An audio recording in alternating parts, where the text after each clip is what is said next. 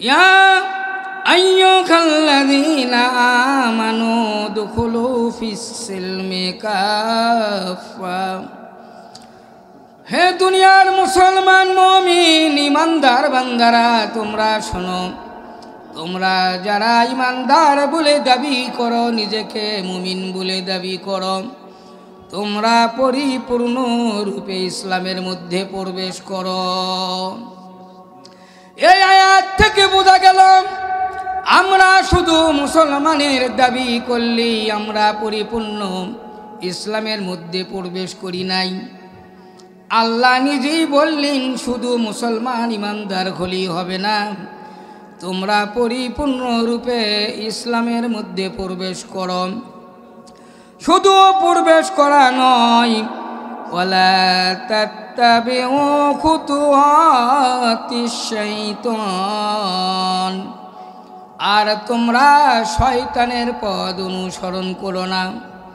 শয়তানের কার্যকলাপ তোমরা করিও না, শয়তানের বুদ্ধি তোমরা শুনো না।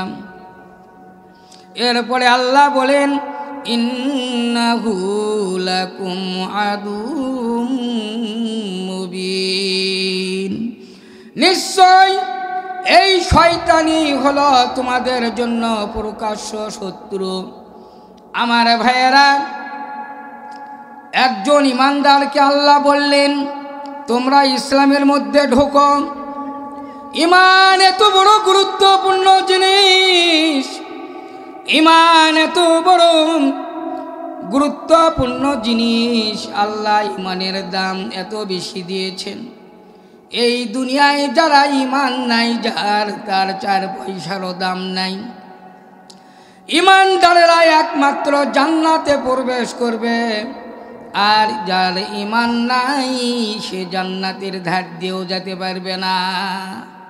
এই জন্য আল্লাহ ঈমানদার হওয়ার জন্য বললেন এবং ঈমানদারদেরকেই পরিপূর্ণ ইসলামের মধ্যে ঢুকতে বললেন।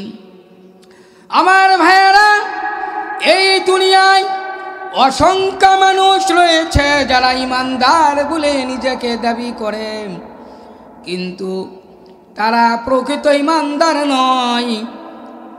দাড়ি রাখলে, টুপি মাথায় দিলে, জুব্বা পাঞ্জাবি পরলেই ঈমানদার হওয়া যায় না। যদি বড় বড় পাগড়ি রাখলে, যদি লম্বা দাড়ি রাখলে ঈমানদার হওয়া যায়। দুনিয়ার মধ্যে সবচাইতে বড় ঈমানদার ছিল রবীন্দ্রনাথ ঠাকুর। তাহলে ভারতের সিং প্রদেশের ওই সিং জাতি যারা রয়েছে তাদের লম্বা লম্বা দাড়ি, তাদের লম্বা লম্বা পাগড়ি, কিন্তু তারা ঈমান আনি নাই। দাড়ি আর টুপি থাকলেই, পাগড়ি থাকলেই ঈমানদার হওয়া যায় না। আল্লাহ রাসূলের হাতে হাত রেখে মুসলমান হয়েছিলেন। এর মধ্যে 10 জন সাহাবী যারা মক্কা থেকে মদিনা পর্যন্ত রাসূলের সাথে হিজরত করেছিলেন, তারা ঈমান নষ্ট করেছিলেন। বেঈমান হয়ে দুনিয়া থেকে জাহান্নামের টিকিট নিয়ে বিদায় নিয়েছিলেন। এর মধ্যে একজন ছিল ইবনে খাতাল। আল্লাহ রাসূলের সঙ্গে মক্কা থেকে মদিনায় হিজরত করলেন। কিছুদিন পর আল্লাহ রাসূলের উপর থেকে মুখ ফিরে নিলেন, ঈমান বরবাদ হয়ে গেল। রাতের গভীরে মক্কায় আবার আসলেন, আল্লাহ রাসূলের বিরুদ্ধে ওয়াল রাইটিং করলেন, পত্রিকায় লেখালেখি করলেন, রাসূলের বিরুদ্ধে অপপ্রচার করলেন। আল্লাহ এত নারাজ হয়ে গেল। 8ম হিজরিতে আল্লাহ রাসূল যখন মক্কা বিজয় করলেন, এই মক্কা বিজয়ের সময় ইবনে খাতাল তখনও জীবিত ছিল। আল্লাহর নির্দেশ হলো, হে নবী, আপনার উপর যে 10 জন সাহাবী ঈমান আনার পর ঈমান বরবাদ করেছে, আপনাকে অস্বীকার করেছে, আমি আল্লাহকে অস্বীকার করেছে, এদেরকে যেখানে পাবেন সেখানেই হত্যা করেন। ইতিহাস লেখে কাবা ঘরের গিলাপের মধ্যে ইবনে খাতাল দাঁড়ায়া রয়েছেন। মক্কা বিজয়ের পর হযরতে বিলাল এই 10 জনকে খোঁজাখুঁজি করলেন, আরো সাহাবীরা খোঁজাখুঁজি করলেন। এক পর্যায়ে দেখলেন ইবনে খাতালের পা দেখা যায় কাবার গিলাফের মধ্যে। আল্লাহ রাসূলকে ডাক দিয়ে বলেন, ইয়া রাসূলুল্লাহ, আসামি ধরা পড়ে গেছে। ইবনে খাতাল এই জন্য কাবার গিলাফের মধ্যে ঢুকেছিলেন। ইবনে খাতাল জানে মক্কা মদিনার হুদুদ এরিয়ার মধ্যে কোনো মানুষকে মারতে পারে না, আল্লাহ নিষেধ করে দিয়েছেন। এই পবিত্র জায়গায় কাউকে হত্যা করা যাবে না। ইবনে খাতাল কোরআন বুঝতো, হাদিস বুঝতো, রাসূলের বিরোধিতা করার পরও ইবনে খাতাল কাবার গিলাফের মধ্যে ছিলেন মৃত্যুর ভয়ে। আল্লাহ রাসূল বললেন, ও বিলাল, আজকের দিনের জন্য আল্লাহ রব্বুল আলামিন ইবনে খাতালকে কাবার গিলাফের মধ্যে হত্যার নির্দেশ দিয়েছেন। সুবহানাল্লাহ।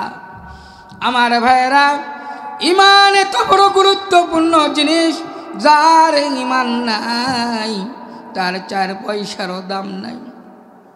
রাসূলের সাহাবী হযরত খুবাইব রাদিয়াল্লাহু আনহু এমন ঈমান এনেছিল, ঈমান আনার কারণে তাকে দুনিয়া থেকে বিদায় করে দেওয়া হয়েছে। এই খুবাইব রাদিয়াল্লাহু আনহু কোরআন বেশি বেশি তেলাওয়াত করতেন। ওই সময় তায়েফের কুরাইশ বংশের লোকেরা খুবাইবকে আল্লাহ রাসূলের কাছে এসে তাকে চাইলেন, বললেন, খুবাইবকে আমাদের সামনে দাও, আমরা তার কাছে কোরআন পড়া শিখব। এই কথা বলে তায়েফের লোকেরা খুবাইবকে নিয়ে গেল। কোরআন শিক্ষা না করে কাফের বেঈমানেরা তার শরীরের মধ্যে তাকে কাটা ফুটান শুরু করলো। বাবলা গাছের বিষাক্ত কাটাগুলি খুবাইবের শরীরের মধ্যে একটা একটা করে ফোড়ায় আর বলে, নবী মুহাম্মদকে গালি দাও, তোমাকে আমরা ছেড়ে দেব। খুবাইব বললেন, না না, আমি এমন সত্তার পরিমাণ এনেছি, আমি এমন নবীর পরিমাণ এনেছি, আমার জীবন যদি চলে যায় তারপরেও আমি নবী মুহাম্মদকে গালি দিতে পারবো না। আমার ভাইয়েরা, খুবাইবকে জেলের মধ্যে ভরানো হলো। কুরাইশদের নেতার একটা কন্যা ছিল, নাম ছিল তার জয়নাব। জয়নাব একদিন জেলের গেটে যেয়ে দেখেন পানি নাই, খাবার নাই, খুবাইবকে জেলের মধ্যে বন্দি করা হয়েছে। কিন্তু উপর দিকে তাকায়া দেখেন খুবাইবের মাথার উপর সুন্দর আঙ্গুর ঝুলতেছে, আর খুবাইব ওই আঙ্গুর একটা একটা করে মুখে দিয়ে খায়। জয়নাব জিজ্ঞাসা করলেন, খুবাইব, এই জেলের মধ্যে তোমাকে বন্দি করা হয়েছে, খাবার দেওয়া হয় নাই, পানি দেওয়া হয় নাই, কিন্তু তোমার মাথার উপর আঙ্গুর কেন দেখা যায়? খুবাইব বলেন, রে জয়নাব, দুনিয়ার জালিমেরা আমাকে খাবার না দিতে পারে, আমার আল্লাহ রব্বুল আলামিন জান্নাত থেকে আমার জন্য আঙ্গুর পাঠিয়ে দিয়েছে। বলেন সুবহানাল্লাহ। আমার ভাইয়েরা, জয়নাব তার বাবাকে যে বললেন, আব্বাজান, যে মানুষটাকে হত্যা করার জন্য এত ষড়যন্ত্র করলা, পানি দিলে না, খাবার দিলে না, তাকে অনাহারে মারবা, কিন্তু আমি নিজে দেখতে পেয়েছি নিজে চোখে আল্লাহ জান্নাত থেকে তার খাবারের ব্যবস্থা করেছেন। সুবহানাল্লাহ। ঈমান আনার কারণে খুবাইবকে এইবার জেল থেকে বের করে একটা গাছের সঙ্গে বাঁধা হলো। যারা মক্কায় মদিনায় হজ করার জন্য গিয়েছেন দেখবেন তায়েফে আয়শা মসজিদ যেখানে গোসল করে হাজিরা আসে, ওই আয়শা মসজিদ থেকে সামান্য দূরে এখনো খুবাইবের ওই এরিয়াটা সৌদি সরকার সিঁড়ি দিয়ে ঘিরে রেখেছেন। যে গাছের সঙ্গে তাকে হত্যা করা হয়েছিল ওই এরিয়ায় এখনো সৌদি সরকার হেফাজত করে রেখেছেন। আমার ভাইয়েরা, গাছের সাথে বাঁধায়া জিহ্বার মধ্যে বাবলা কাটা ফুটে দেওয়া হলো, শরীরের মধ্যে একটা একটা করে কাটা ফুটে দেওয়া হলো। খুবাইব শুধু আল্লাহকে ডাকে, আসমানের দিকে তাকায়া দুই হাত তুলে বলে, রব্বুল আলামিন, যে জালিমেরা আমাকে অনাহারে রেখেছিল, তোমার নবীকে ভালোবাসার কারণে যে জালিমেরা আমার উপর এত অত্যাচার করে, তুমি সাক্ষী থাকো, আমি ওই নবীকে ভুলি নাই, তুমি প্রভুকে ভুলি নাই, আমি ঈমান হারা হই নাই। যদি আমার জীবন চলে যায় তারপরে ঈমান নষ্ট করব না। আমার ভাইয়েরা, শেষ নিঃশ্বাসের আগে খুবাইবকে বলা হলো, তোমার জীবনের কি আশা রয়েছে? বুখারী শরীফের হাদিস।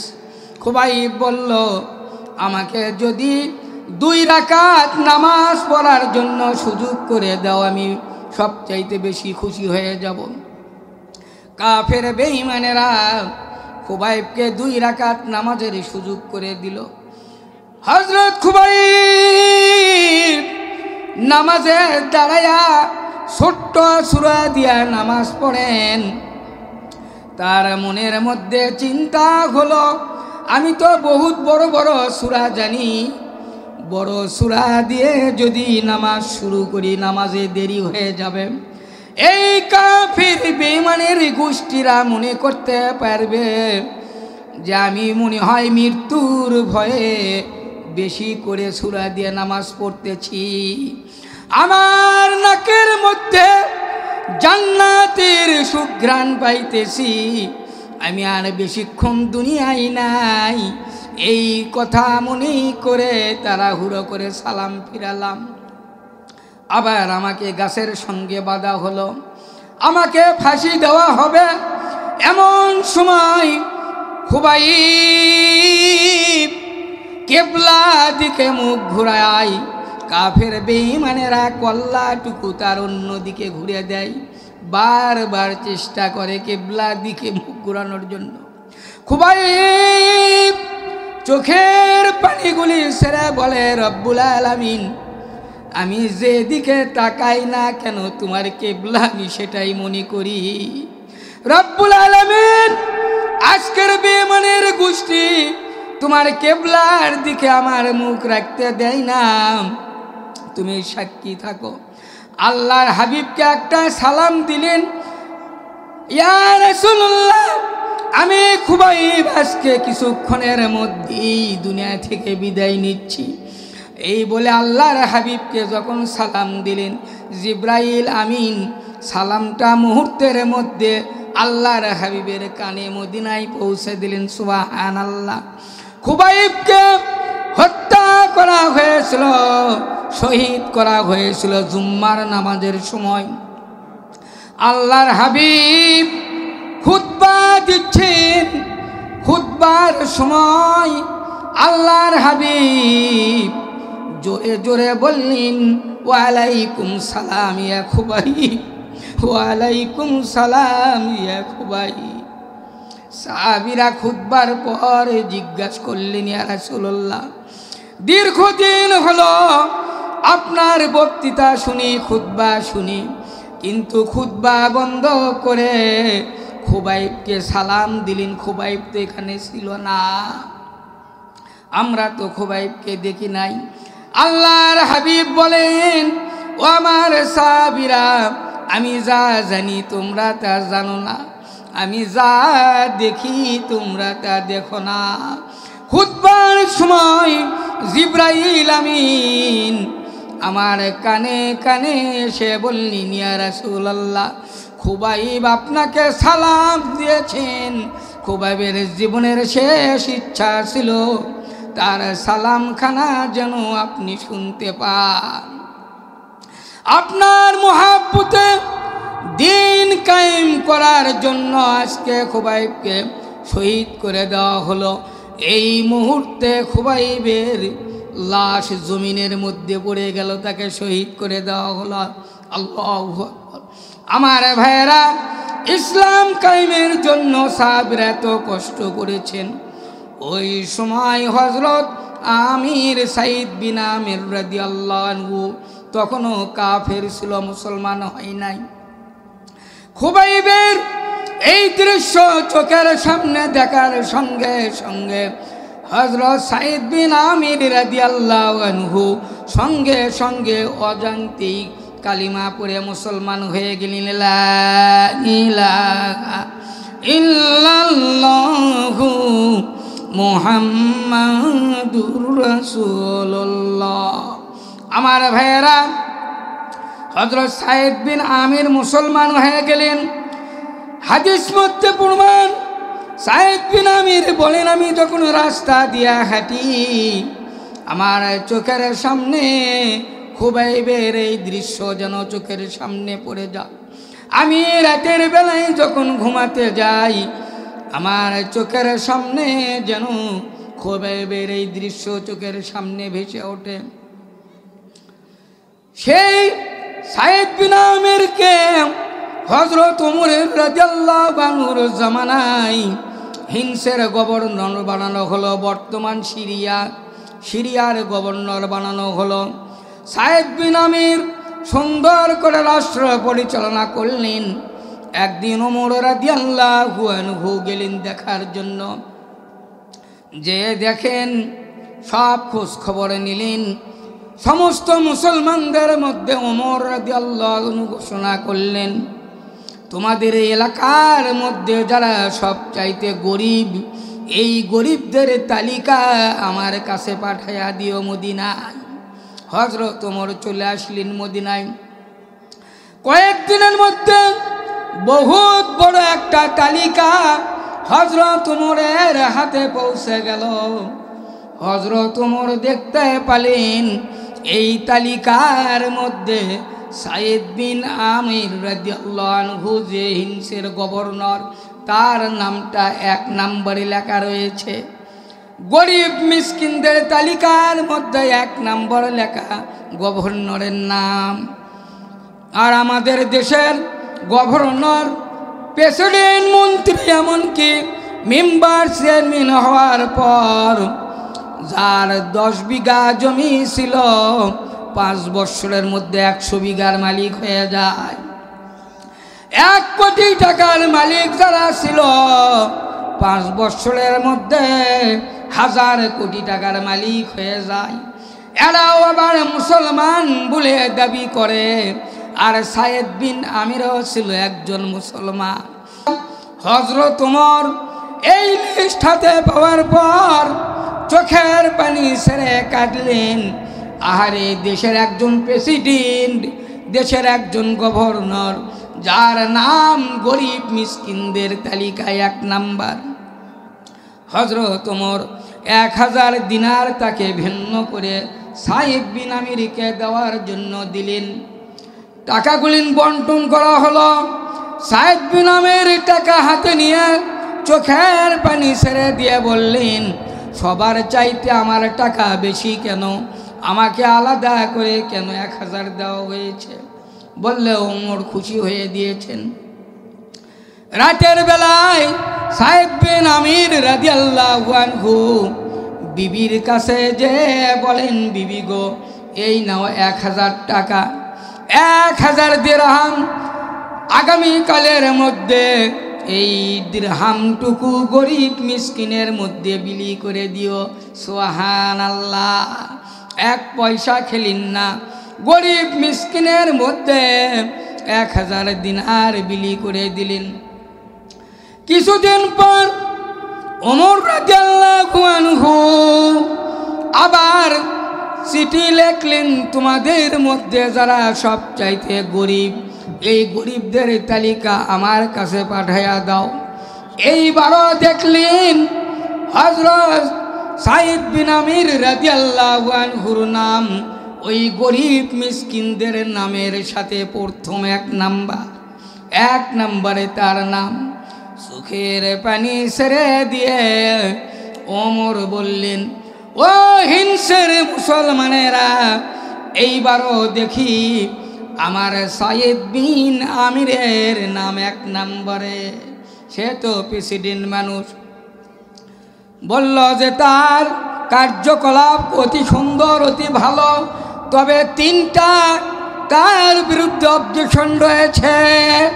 তামাম মুসলমানেরা বলেন সাইদ বিন আমরের বিরুদ্ধে তিনটা অবজেকশন। কি কি অবজেকশন বলো? হযরত ওমর এইবার খেপে গেলেন। বলা হলো, প্রত্যেক দিন অফিসের চেয়ারে যখন সাইদ বিন আমের বসেন, তখন দেখা যায় উনি একটু দেরিতে আসেন, নির্দিষ্ট সময় পৌঁছিতে পারেন না। হযরত ওমর ডাক দিয়া বলেন, সাইদ বিন আমের, এই প্রশ্নের জবাব দাও, কেন তুমি দেরিতে আসো? বলা হলো, আমিরুল মুমিনিন, আমার বিবি একা, আমি গভর্নর হতে পারি, কোনো কাজের মেয়ে আমার নাই। আমার বিবির কাজের সহযোগিতা করার জন্য, আমার বিবি যখন রুটি বানায়, এই কাজের সহযোগিতা করে খাদ্য বানাই আসতে আমার একটু দেরি হয়ে যায়। হযরত ওমর বলেন, তোমাদের এইবার বলো 2 নম্বর অবজেকশন কি? বলা হলো, সাইদ বিন আমির গভর্নর, কিন্তু কোনো দিন রাতের বেলায় যদি আমাদের প্রয়োজনে ডাকি, সে আমাদের ডাকে সাড়া দেয় না। হযরত ওমর বলেন, সাইদ বিন আমের, 2 নম্বর প্রশ্নের জবাব দাও, কেন রাতের বেলায় তুমি বাড়াও না? সাইদ বিন আমির চোখের পানি ছেড়ে দিয়ে বলেন, আমিরুল মুমিনিন, সকাল থেকে সন্ধ্যা পর্যন্ত জনগণের খেদমতে আমি বাহিরে থাকি। আমার আল্লাহর ইবাদত বندگی থেকে আমি অনেকটা পিছনে পড়ে যাই। এই জন্য যেহেতু সারাদিন জনগণের খেদমতে থাকি, রাতের বেলায় এশার নামাজ পর একটু খেয়ে আমার আল্লাহর কুদরতি পায়ে আমি সিজদা দিয়ে কান্দি। সারা দিনের জন্য আমি ক্ষমা চাই আল্লাহর কাছে। আমি সারা দিনের পর রাতের বেলায় সুযোগ পেয়ে কান্দি। হযরত ওমর বলেন, এইবার 3 নম্বর প্রশ্নের জবাব দাও। 3 নম্বর প্রশ্ন কি? বলেন, সাইদ বিন আমের বড় জুম্মার নামাজের ইমাম, উনি একটু দেরিতে খুতবা দেন, মসজিদে দেরিতে আসেন। হযরত ওমর বলেন, সাইদ বিন আমের, তুমি এইবার 3 নম্বর প্রশ্নের জবাব দাও। সাইদ বিন আমির বলেন, আমিরুল মুমিনিন, যদিও আমি হিংসের গভর্নর, আমার চেহারার দিকে একটা বার তাকায়া দেখেন, আমার গায়ে যে জুব্বা দেখতেছেন, আমার একটাই জুব্বা, দ্বিতীয় কোনো জুব্বা নাই। 7 দিন পর্যন্ত এক জুব্বাই গায়ে দিয়ে থাকি, আর জুম্মার দিনে ফজরের নামাজ পর জুব্বাটা আমি সাবান দিয়ে খেছে রোদে শুকাতে দিয়ে দাঁড়াইয়া আমি বারবার উলট পালট করে শুকাই। এই জুব্বা শুকাতে একটু দেরি হয়, আর তারপরে আমি জুব্বা গায়ে দিয়ে সে খুতবা দেই। এইটাই যদি আমার অপরাধ হয়, আমিরুল মুমিনিন যে শাস্তি দিবেন সেই শাস্তি মাথা পেতে নেব। হযরত ওমর চোখের পানিগুলি ছেড়ে দিয়ে বলেন, আমি যোগ্য নেতা বানাতে পেরেছি, আল্লাহর শুকরিয়া। আল্লাহু আকবার। আমার ভাইরা, সময় নেই, সময় শেষ হয়ে গিয়েছে। এই আজকের আলোচনার শিক্ষণীয় বিষয় হলো, আল্লাহর ভয় মনের মধ্যে থাকতে হবে, খাঁটি ঈমান আনতে হবে, কারো কাছে মাথা নত করা যাবে না। যে ব্যক্তির মধ্যে আল্লাহর ভয় থাকবে, তার দ্বারা দুর্নীতি সম্ভব নয়, তার দ্বারা চুরি ডাকাতি সম্ভব নয়, তার দ্বারা অন্যায় কাজ সম্ভব নয়।